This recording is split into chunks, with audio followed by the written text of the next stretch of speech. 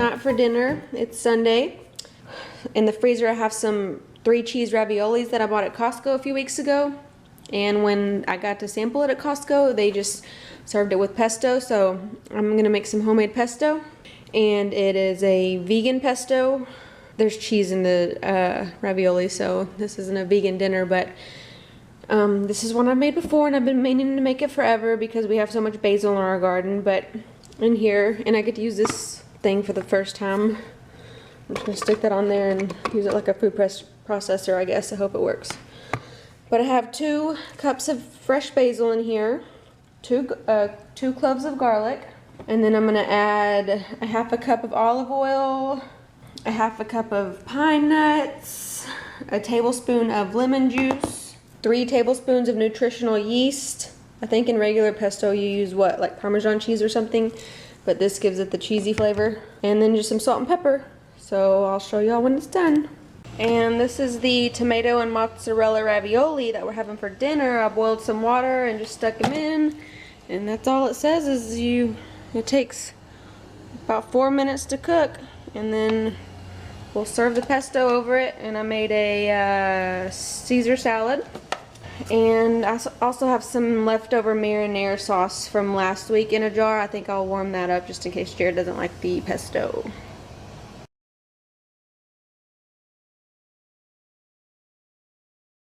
For dinner tonight on Monday, we're having oven tacos. So you just brown your ground beef with some onion, and then you mix it with some refried beans and tomato sauce and a can of diced green chilies and taco seasoning. And then you put them in the tacos and put cheese on them and bake them in the oven for like 12 minutes. And then I made our Mexican rice. I haven't made it in forever. And we'll just top it with some guac, tomatoes, and sour cream. So that's what's for dinner on non-meatless Monday. Tonight for dinner, it's Tuesday, I made some vegetarian chili.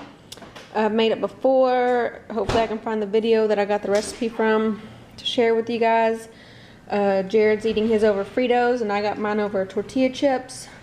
Then we got some cheese and sour cream to put on it. And it made a huge pot, so I mean, it's 100-degree weather outside, not really chilly weather, but it sounded good. And I was thinking I can freeze leftovers and it will be good for when the baby comes to have on hand. So that is what it's for dinner, and we got some watermelon over there.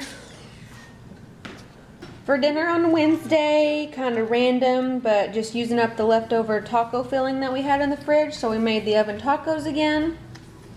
And our leftover rice. And some green beans, which doesn't really go with it, but we needed to use them up. I just cooked them same way I always do. And we don't really have any sour cream or avocado, so that sucks, but we just have salsa and tomatoes. So there's Din Din.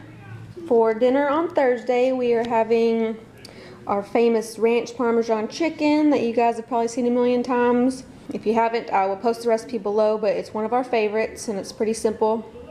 It's got ranch, breadcrumbs, seasoned salt, pepper, garlic powder, and a couple other things I can't think of.